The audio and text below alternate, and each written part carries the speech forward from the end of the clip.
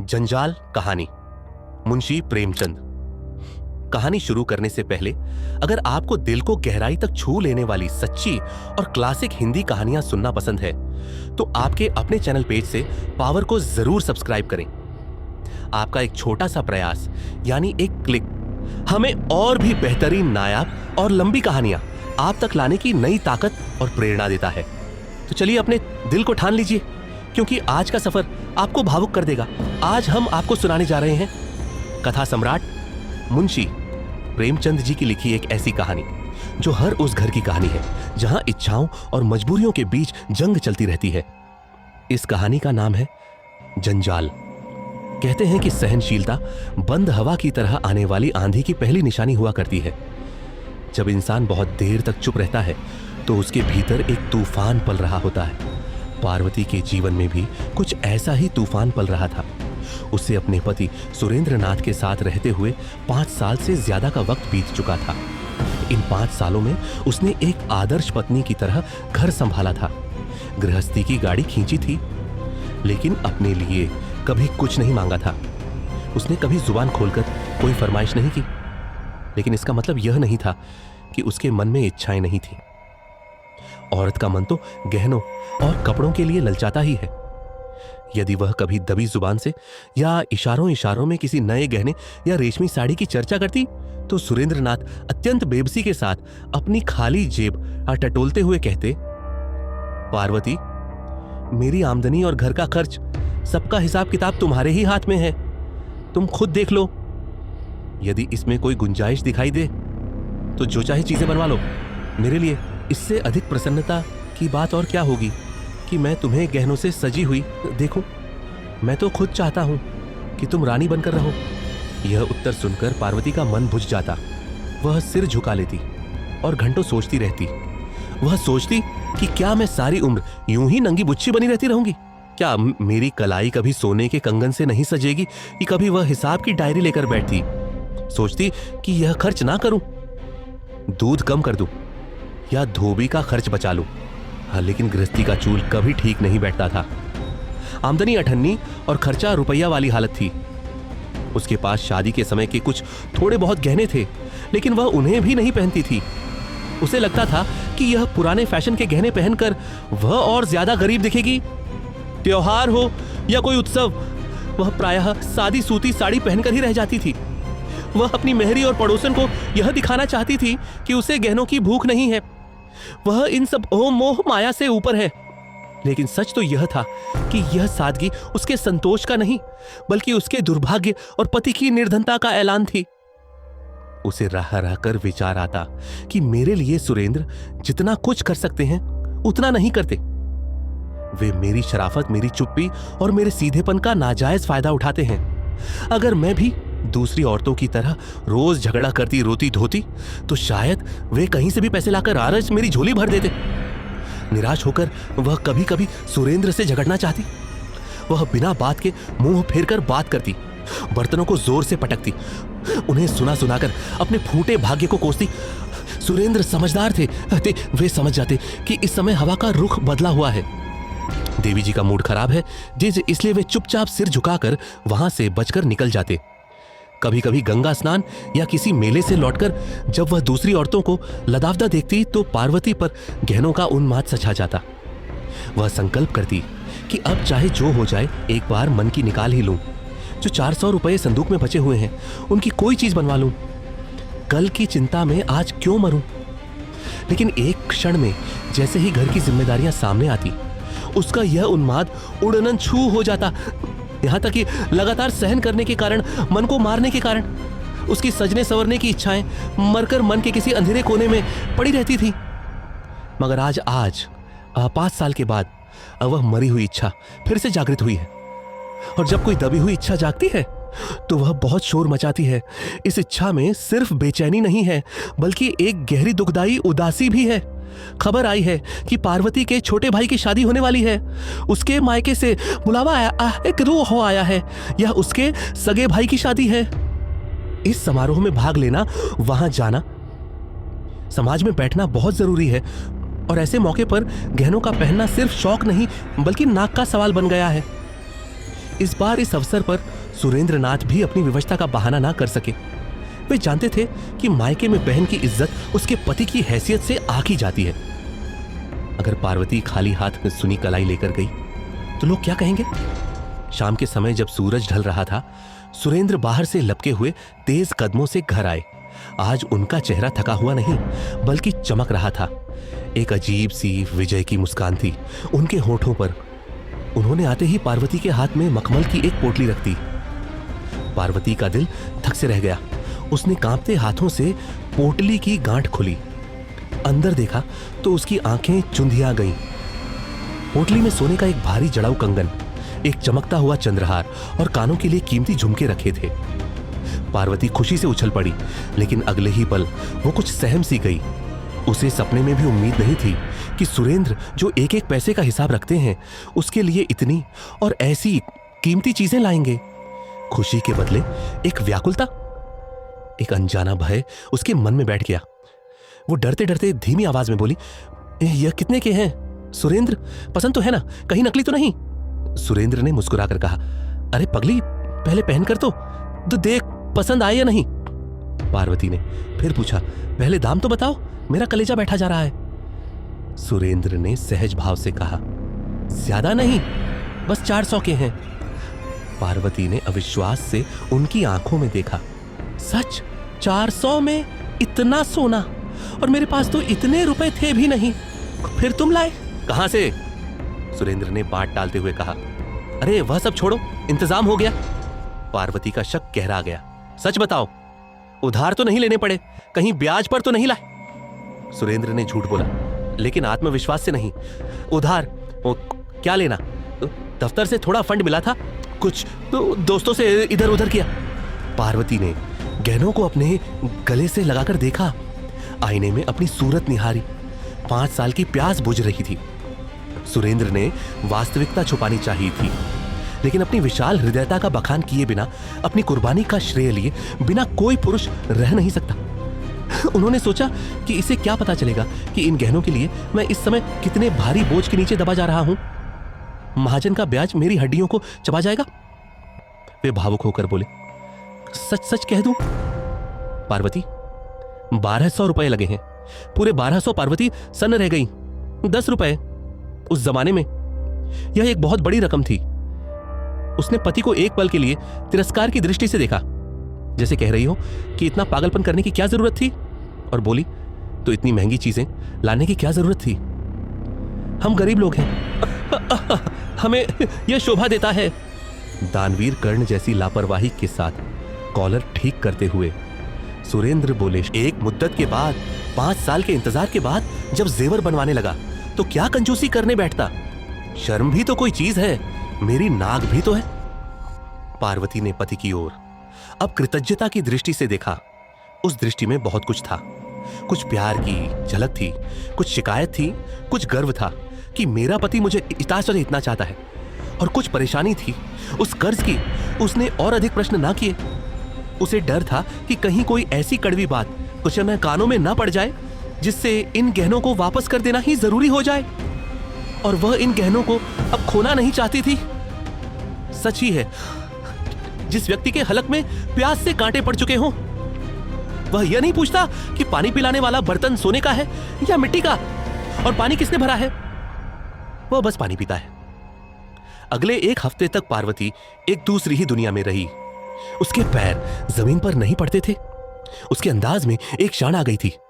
बातों में अभिमान और चेहरे से अमीरी झलकती थी। वह खुद को किसी रानी से कम नहीं समझ रही थी। कितने ही ऐसे काम, झाड़ू पोछा या बर्तन, जिन्हें वह पहले निसंकोच कर लिया करती थी, अब उसे दुभ लगने लगे। उसे लगता था कि इन महंगे कंगनों को पहनकर वह यह छोटे काम कैसे करें। यहां तक कि अपनी नन्ही बच्ची तारा को गोद में लेते हुए भी उसे डर लगता था कि कहीं उसके रेशमी कपड़े मैले ना हो जाए, कहीं चंद्रहार खींच ना ले। लेकिन वह स्वयं अपने व्यवहार में की इस घमंड और परिवर्तन से अनजान थी। 7वें दिन उसका भाई उसे लेने आया। विदाई की घड़ी आई। पार्वती ने सुरेंद्र से हर तीसरे दिन पत्र भेजने का वादा लिया। उनके सामने खड़ी होकर वह घंटों रोती रही। ऐसा मालूम होता था कि बिछड़ने के दुख से उसका कलेजा फटा जा रहा है। लेकिन जैसे ही वह घर की देहरी से बाहर निकली, जैसे ही रिक्शे पर बैठी, उसके आंसुओं की जगह एक चमक ने ले ली। घर से निकलते ही दिखावे की इच्छा उसके मन पर छा गई। वो स्टेशन पहुंची और गाड़ी के एक जनाने यानी महिलाओं वाले डिब्बे में आकर बैठी। उस डिब्बे में अधिकांश महिलाएं निम्न वर्ग की थीं। साधारण कपड़ों में उन्होंने पार्वती को उसके रेशमी कपड़ों और चमकते गहनों को आतंकित और रिस्क भरी दृष्टि से देखा और सहमकर इधर उधर सिमट गई ताकि उसे बैठने की जगह मिल सके। और पार्वती खिड़की के सामने जाकर सीना तानकर ऐसे बैठी मानो इतनी आफ भगत, इतना सम्मान उसका जन्म सिद्ध अधिकार हो। उस डिब्बे में भीड़ भाड़ के बीच उसे भले खानदान की केवल एक ही महिला दिखाई दी। वह एक कोने में शांत बैठी थी। उसका चेहरा गंभीर था, लेकिन उस पर एक अजीब सा तेज था। वह एकदम साफ सफेद सूती साड़ी पहने हुए थी। पैरों में साधारण स्लीपर थे। हाथों में कांच की दो दो चूड़ियां, लेकिन उसके शरीर पर गहनों के नाम पर सोने का एक तार तक ना था। गले में कोई चैन नहीं, कान सूने, नाक सुनी। वो निम्न वर्ग की कई महिलाओं के बीच दबी बैठी थी, जैसे भीड़ में खो गई हो। उसे देखकर मन ही मन पार्वती ने सोचा, निसंदेह सूरज से तो सुंदर महिला है, कुलीन लगती है, लेकिन सम्मान कहाँ? कोई इसे पूछ भी तो नहीं रहा। एक कोने में दबी बैठी है। अगर शरीर पर 4 गहने होते तो यही सब ओछी महिलाएं जो मुझे जगह दे रही हैं, इसका भी सम्मान करती। कलयुग में इज्जत चमड़ी की नहीं सोने की है। पार्वती को अपने गहनों पर और भी घमंड हो गया। नीचे फर्श पर पार्वती के पैरों के पास ही एक गरीब देहाती महिला बैठी हुई थी। उसकी गोद में एक छोटा सा बच्चा था जो बीमार लग रहा था। वह बच्चा रह रहकर इतने जोर से खांसता और चीख मारता कि पार्वती का ध्यान भंग हो जाता। अब वो मन ही मन झुंझुला रही थी। कैसी मुसीबत है, सफर भी चैन से नहीं कटने देते। जब उसे रहा ना गया तो उसने नाक बहुत सिकोड़कर उस महिला से कहा, अरे तुम दूसरी पटरी पर जा बैठो ना, या बाहर गैलरी में चली जाओ। इस लड़के के खांसने और रोने से मेरे सिर में दर्द हो गया है, मुझे नींद नहीं आ रही है। उस गरीब महिला ने की पार्वती की ओर आश्चर्य और दुख से देखा। उसने शायद उम्मीद की थी कि यह अमीर घर की औरत थोड़ी दया दिखाएगी, लेकिन वह चुपचाप उठी और धीरे से सरककर दूर कोने में दुबक गई। रात आधी से अधिक बीत गई थी। ट्रेन अपनी रफ्तार से दौड़ रही थी। खिड़कियों से ठंडी हवा के झोंके आ रहे थे। उस गरीब महिला ने अपने बच्चे को ठंड से बचाने के लिए खिड़की बंद करनी चाहिए। जैसे ही उसने हाथ बढ़ाया, पार्वती ने आदेशात्मक स्वर में मालकिनों की तरह डांटते हुए कहा, नहीं, खिड़की बंद मत करो, रहने दो खुली, मुझे गर्मी लग रही है, तुम अपना कपड़ा उड़ा लो। बच्चे को गरीब महिला ने सहमकर हाथ खींच लिया। धीरे धीरे ठंड और हवा के कारण बच्चे की खांसी बढ़ने लगी। उसकी सांसें उखड़ने लगी। कुछ देर तक तो वह चिल्लाता रहा, तड़पता रहा, फिर उसका गला रुक गया। घरघराहट की आवाज आने लगी। उसने मां का दूध पीना छोड़ दिया। उसकी आंखें पथराने लगी। उसकी मां रो रही थी पर बेबस थी। सामने बैठी सब देख रही थी, लेकिन उसे सिर्फ अपनी नींद की चिंता थी। तभी वो दूसरी महिला जो अब तक ही शांत बैठी थी, जिसे पार्वती ने गहनों के बिना अधूरी समझा था, वह अपनी जगह से उठी। वो उस गरीब महिला के पास आई और बिना किसी हिचकिचाहट के उस गंदे और बीमार बच्चे को अपनी गोद में ले लिया। उसने बच्चे का माथा छुआ, छाती देखी। बच्चे की हालत खराब थी। सीने पर कफ और बलगम जमा था। लगता था कि निमोनिया की शुरुआत है और ठंड ने उसे जकड़ लिया है। उस महिला ने फौरन अपना बक्स खोला। उसमें कपड़े नहीं, दवाइयां थी। उसने एक शीशी निकाली और हवा से बचाकर अपने आंचल की आड़ में बच्चे के सीने पर तेल से हल्के हाथ से मालिश करने लगी। उसके हाथों में एक जादू था, एक ममता थी। फिर दूसरी शीशी से एक चम्मच दवा निकालकर बच्चे के हलक में डाली। गाड़ी की सब महिलाएं जो अब तक सो रही थी या तमाशा देख रही थी, आकर बच्चे के निकट खड़ी हो गई। निरंतर 1 घंटा, हाँ पूरे 1 घंटे तक वो भली महिला उस अनजान बच्चे की सेवा करती रही। कभी मालिश करती, कभी उसे थपकती, कभी अपनी शॉल से उसे ढकती। फिर उसने अपने बक्से से एक फ्लालेंडन का गर्म कपड़ा निकालकर बच्चे के सीने पर बांट दिया। गर्माहट मिलते ही बच्चे की जकड़न खुली। बच्चा जो मौत के मुंह में जा रहा था, अब शांत होकर सो गया। वह महिला रात के 3 बजे तक बच्चे को अपनी गोद में लिए बैठी रही। वह अपनी नींद भूल गई, अपना आराम भूल गई। वह हर एक घंटे पर उसे दवा पिलाती रही। सुबह होते होते बच्चे ने आंखें खोली और दूध पीना शुरू किया।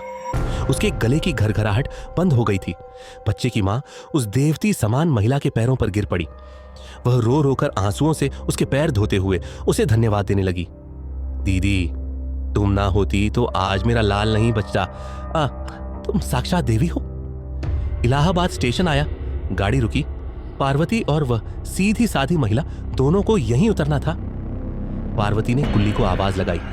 उसका भाई जो उसे लेने आया था कुलियों को पुकारने लगा, लेकिन स्टेशन पर भीड़ थी, कोई कुली नहीं मिल रहा था। मजबूरन पार्वती को ही अपनी शान के खिलाफ जाकर अपने भारी संदूक, बिस्तर और पोटलियां उतार उतार कर भाई को देने पड़े। इस चक्कर में उसकी कीमती रेशमी जैकेट कील में फंसकर चिर गई, उसका मुंह बन गया। उधर उस गंभीर सीधी साधी महिला ने जैसे ही अपना बिस्तर उठाया तो लपक कर एक महिला ने उसके हाथों से बिस्तर छीन लिया। यह वही गरीब महिलाएं थी। दूसरी ने उसका भारी संदूक अपने सिर पर रख लिया। तीसरी ने उसका दवाओं का बक्स उठाया। पूरा का पूरा जत्था उसे छोड़ने के लिए तैयार हो गया। कई महिलाएं उसे धर्मशाला तक पहुंचाने के लिए उसके पीछे पीछे चल पड़ी बीमार। बच्चे की मां बार बार उसके आगे हाथ जोड़ती, उसकी धूल लेती।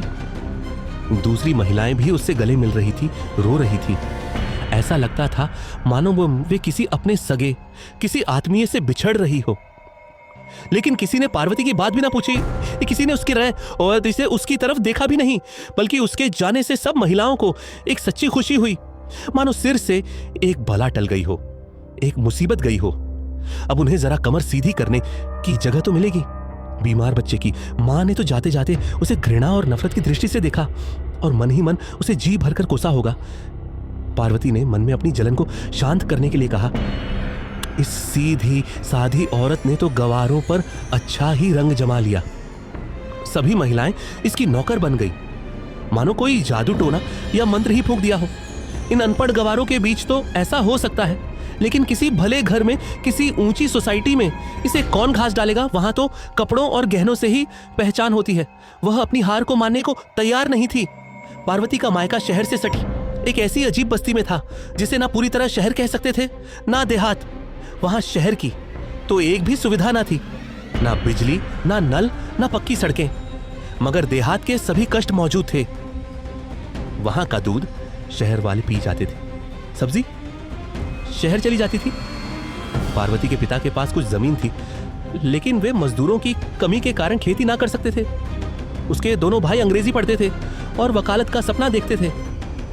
उन्हें खेती करना अपनी शान के खिलाफ लगता था। बेटी का ठाट बाट, उसके गहने और रेशमी साड़ियां देखकर पार्वती की मां फूली ना समाई। उसकी छाती गर्व से चौड़ी हो गई। उसकी दुनिया उन्हीं गिने चुने मकानों और उनके निवासियों तक सीमित थी। वहां के गहने कपड़े, शादी ब्याह झगड़े, टंटे ही तार पड़ते ही उसके अस्तित्व की धुरी थे। वह सुबह शाम उन्हीं की बातें करती थी। मोहल्ले में किसी के घर बच्चा पैदा होना उसके लिए पनामा, नहर के उद्घाटन से भी बड़ी घटना थी, और किसी के घर में एक नए कंठे का बनना दिल्ली के निर्माण से कहीं अधिक शानदार खबर थी। पार्वती को देखकर वह भाग भाग हो गई। उसे साथ लेकर वह तुरंत पड़ोसन के घर गई ताकि बेटी की दौलत की नुमाइश कर सके। जो भी उसके कंगन और चंद्रहार को देखता लोटपोट हो जाता। अरे वाह, क्या चमक है, ऐसा तो हमने कभी नहीं देखा। माँ सामने वाले की हैसियत देखकर उन गहनों का मूल्य बढ़ा चढ़ाकर बताती। कभी कहती 2000 के हैं तो कभी 2500। 2-3 दिन तक पूरे मोहल्ले में उन गहनों की नुमाइश हुई। पार्वती का सिक्का जम गया, उसका रब बैठ गया। पार्वती की चाल ढाल से अब एक अलग ही शान टर टपकती थी। वह खाना खाने बैठती तो नाक सिक कोड़ लेती। माँ घी बेस्वाद है, डालडा तो नहीं। पानी पीती तो मुंह बनाकर कहती बर्फ नहीं है। क्या इतना गर्म पानी कैसे पीऊं माँ। सबको हर आने जाने वाले को सुना सुनाकर गर्व से कहती, भला इनसे पूछो घर का ससुख यहाँ कहाँ मिलेगा। वहां ससुराल में तो रानी बनकर रहती है, अपने मन का खाती थी, अपने मन का पहनती थी। यहां गरीब गृहस्थी में तो मोटा महीन सब मिलेगा, मगर बेचारी में जरा भी ऐंठ नहीं है। देखो कैसे एडजस्ट कर रही है। वही पुराना स्वभाव है, वही अल्हड़पन। पार्वती की नन्ही बिटिया तारा भी पूरे मोहल्ले की गुड़िया बनी हुई थी। सभी छोटे बड़े उसे गोद में उठाते और प्यार से चूमते। कोई पूछता, बेटी यह सोने की हंसली हमको दे दो, तो तारा अपनी तोतली बोली में गर्दन हिलाकर कहती, ना हमली है, पापा लाए हैं।